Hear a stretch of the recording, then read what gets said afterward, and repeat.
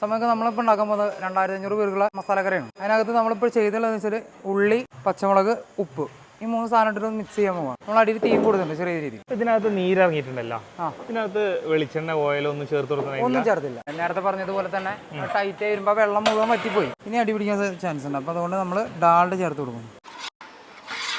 ഇതൊരു ഇറച്ചി ഫ്ലേവർ വരുന്ന കറിയാണ്. തേങ്ങാക്കൊത്താണ് നമ്മൾ ചേർക്കാൻ പോകുന്നത്.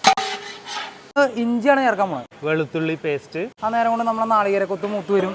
അതുപോലെ തന്നെ ഈ വെളുത്തുള്ളി പേസ്റ്റ്, ഇഞ്ചി പേസ്റ്റ് സെറ്റ് ആയി വരുമ്പോൾ നമ്മൾ തക്കാളി ചേർത്ത് കൊടുക്കും. നമ്മൾ അടുത്തായിട്ട് ഇടാൻ പോണ മീറ്റ് മസാലയാണ്. ഇത് നമ്മൾ സദ്യയുടെ കൂടെ നോൺ വെജിൻ്റെ ഒരു ഫ്ലേവർ കിട്ടാൻ വേണ്ടിയിട്ടാണ് നമ്മൾ ഈ കറി ഉണ്ടാക്കുന്നത്. ഉരുളക്കിഴങ്ങും കടലയാണ് വേവിച്ച് വെച്ചുള്ളത്. നമ്മൾ മസാല കറികളാണ്. ഗരം മസാല അത് ആവശ്യത്തിന്.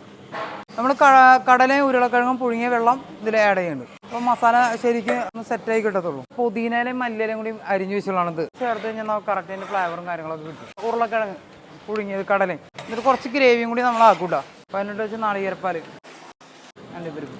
അപ്പോൾ മസാലക്കറി ഇന്ന് ഒരു ഏകദേശം നമ്മളൊരു 11 മണിക്ക് സ്റ്റാർട്ട് ചെയ്തതാണ്. ഏകദേശം 2-3 മണിയായിട്ടായിരിക്കുന്നു. അപ്പോൾ നമുക്ക് ഇത്രയും നേരത്തെ പരിപാടിയൊക്കെ കഴിഞ്ഞ് നമ്മുടെ മസാലക്കറി റെഡി കഴിഞ്ഞ് നാളെ കാലത്ത് ഒരു 10 മണിയാകുമ്പോൾ വിളമ്പുമ്പോൾ ഒന്നുകൂടി സെറ്റായിരിക്കും.